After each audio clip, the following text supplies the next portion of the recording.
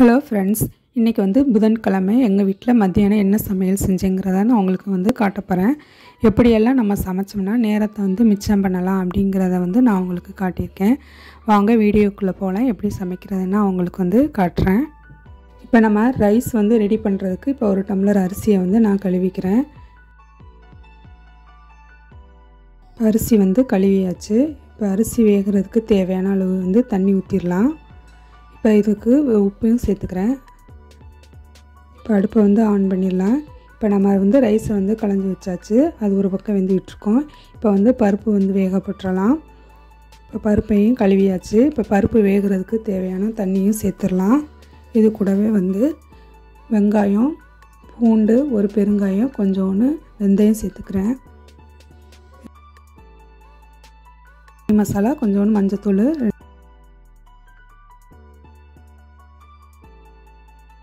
உப்பு சேர்த்துக்கிறேன். இதையும் நல்லா மிக்ஸ் பண்ணி விட்டு மூடி போட்டு 2 விசில் அல்லது 3 விசில் அவங்கவுங்க பருப்புக்கு பொறுத்து. இப்போ பருப்பு வேகிற சமயத்தில் நம்ம உருளைக்கிழங்கு பொரிக்கிறதுக்கு உருளைக்கிழங்கையும் கட் பண்ணி எடுத்துடலாம். நம்ம ஃபஸ்ட்டு வேக வைக்கிற எல்லாத்தையும் ஃபஸ்ட்டு அடுப்பில் வச்சிட்டோம்னா அந்த கேப்பில் நம்ம மற்ற வேலைகளை செஞ்சுக்கலாம்.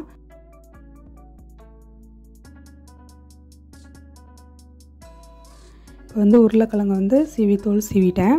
இப்போ இதை நம்ம கட் பண்ணி எடுத்துடலாம்.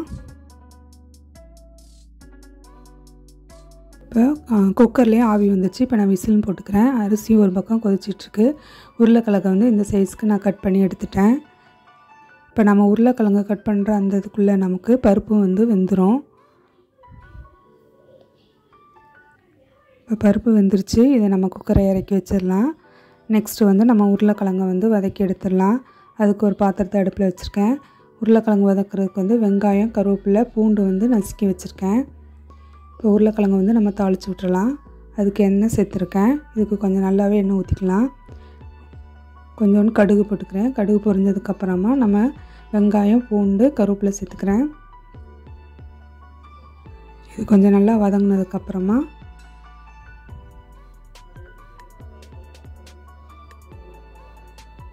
இது வதங்கிருச்சு. இப்போ நம்ம கட் பண்ணி வச்சுருந்த உருளைக்கிழங்கையும் சேர்த்துடலாம். இது நல்லா எண்ணெயில் மிக்ஸ் பண்ணி விட்டுட்டு இதுக்கு தேவையான அளவுக்கு காரத்துக்கு தகுந்த மாதிரி நம்ம மிளகாய் தூள் சேர்த்துக்கலாம். கொஞ்சோண்டு கரம் மசாலா சேர்த்துக்கிறேன். உப்பு சேர்த்தாச்சு. இதை நல்லா மிக்ஸ் பண்ணி விட்டு மூடி போட்டு இதை வேக வச்சுக்கலாம். அடுப்பு மீடியம் ஃப்ளேமில் வச்சுக்குவோம். நெக்ஸ்ட்டு நம்ம ரசம் செய்யணும். அதுக்கு நம்ம உருளைக்கிழங்கு வேகிற சமயத்தில் நம்ம ரசத்துக்கும் அரைச்சிடலாம். அதுக்கு 1 ஸ்பூன் அளவுக்கு ஜீரகம், கொஞ்சம் தனியா, கொஞ்சம் மிளகு, அப்புறம் கொஞ்சம் பூண்டு, கருவேப்பிலை, கொத்தமல்லி, ஒரு பச்சை மிளகாய், 2 காஞ்ச மிளகாய், ஒரு பெருங்காயம். இதை நம்ம கொரப்பாக அரைச்சி எடுத்துடலாம் மிக்சியில். இப்போ அரைச்சாச்சு. ரசத்துக்கு கொஞ்சம் புளி ஊற போட்டு வச்சுருக்கேன். 2 தக்காளி எடுத்து வச்சுருக்கேன். இப்போ உருளைக்கிழங்கும் வெந்துருச்சு. ஒரு தான் நல்லா மிக்ஸ் பண்ணி விட்டுட்டு நம்ம அடுப்பை ஆஃப் பண்ணிடலாம். பாருங்கள், உருளைக்கிழங்கு நல்லா சாஃப்டாக வந்துருச்சு. இப்போ நம்ம உருளைக்கிழங்கு ஆஃப் பண்ணிவிட்டு இப்போ ரசம் வைக்கணும். அதுக்கடையில் நம்ம பருப்பு வந்துருச்சான்னு நம்ம பார்த்துட்டு பருப்பை தாளிச்சிட்டு நெக்ஸ்ட்டு ரசம் வச்சுக்கலாம். இப்போ பருப்பு நல்லா வெந்துருச்சு.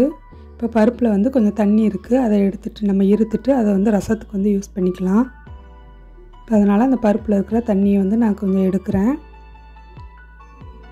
இப்போ அந்த தண்ணியை வேஸ்ட் பண்ணாமல் ரசத்தில் மிக்ஸ் பண்ணிக்கலாம். இப்போ பருப்பை மசிச்சு விட்டுறலாம்.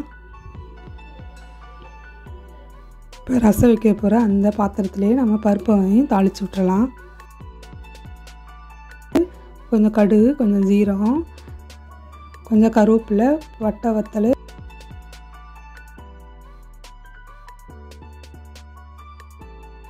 நம்ம பருப்பையும் தாளிச்சாச்சு. பருப்பையும் மூடி வச்சிடலாம். நெக்ஸ்ட் அதே பாத்திரத்துலேயே நம்ம ரசத்தையும் தாளிச்சிடலாம். பருப்பு எடுத்து வச்சுருந்த தண்ணியிலேயே நம்ம புளி கரைச்சி அதிலே ஊற்றிடலாம். ரசத்துக்கு தேவையான அளவு தண்ணி சேர்த்துக்கிறேன். நம்ம அரைச்சி வச்சுருந்த கொஞ்சோண்டு அந்த பொடியும் இதில் போட்டுக்கலாம். நெக்ஸ்ட்டு ரசத்தை தாளிக்க போகிறோம். அதுக்கு கொஞ்சம் கடுகு, நம்ம அரைச்சி வச்சுருந்த அந்த மிக்ஸிங்கையும் இதில் போட்டு வதக்கிடலாம் எண்ணெயிலேயே. இது வதங்குற சமயத்தில் நம்ம 2 தக்காளி வந்து மிக்சியில் வந்து அரைச்சி எடுக்கணும். இதை வந்து வதக்கி விட்டுட்டு இப்போ 2 தக்காளி வந்து நம்ம மிக்சியில் வந்து அரைச்சி எடுத்துடலாம்.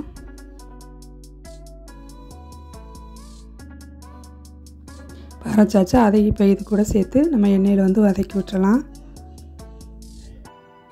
இதெல்லாம் நம்ம செஞ்சிட்ருக்கும்போது நம்ம அரிசியும் அடுப்பில் வச்சுருக்கோம், அதையும் அப்பப்போ பார்த்துக்கணும். இப்போ நம்ம ரசத்துக்கு கரைச்சி வச்சுருந்தா புளி கரைசலையும் ஊற்றிடலாம். இப்போ அடுப்பை வந்து கொஞ்சம் மீடியம் ஃப்ளேமில் வச்சுட்டு ரசம் கொதித்து வர சமயத்தில் நம்ம வந்து உப்பு சேர்த்துக்கலாம். ரசத்துக்கு தேவையான உப்பு சேர்த்தாச்சு. இப்போ நமக்கு ரசமும் ரெடி ஆகிடுச்சு. நெக்ஸ்ட் வந்து நமக்கு சோறும் ரெடி ஆகிடுச்சான்னு பார்த்துடலாம். லாஸ்ட்டாக வந்து கருவேப்பிலை கொத்தமல்லி சேர்த்துக்கிறேன். உப்பு இருக்குதான்னு செக் பண்ணிவிட்டு உப்பு இல்லைன்னா உப்பு வந்து போட்டுக்கலாம். இப்போ நமக்கு சோறும் ரெடி ஆகிடுச்சு. இப்போ இதை நம்ம வடிச்சிட்டோம்னா நமக்கு சோறும் தயாராகிடுச்சு. பாருங்கள், கொஞ்சம் நேரத்துலேயே நமக்கு சோறு ரெடி ஆகிடுச்சு, ரசமும் ரெடி ஆகிடுச்சு. உருளைக்கிழங்கு, நெக்ஸ்ட்டு வந்து பருப்பு. இது வந்து கொஞ்சம் நேரத்துலேயே நம்ம வந்து ரெடி பண்ணியாச்சு. நீங்களும் இந்த மாதிரி ட்ரை பண்ணி பாருங்கள். இப்போ வந்து நான் வந்து லஞ்சு கொடுத்து விடணும். அதுக்காக ஃபஸ்ட்டு சோறை வந்து நல்லா மசிச்சு விட்டுக்கிறேன். நம்ம ரசத்தை ஊற்றிட்டு இது பண்ணணும்னா சோறு விரைச்சிடும். அதனால் நல்லா மசிச்சு வச்சுட்டு நம்ம இப்போ ரசத்தை சேர்த்துட்டு இது கூடவே பருப்பையும் போட்டு மிக்ஸ் பண்ணி நம்ம லஞ்சு வந்து கொடுத்து விட்டுறலாம்.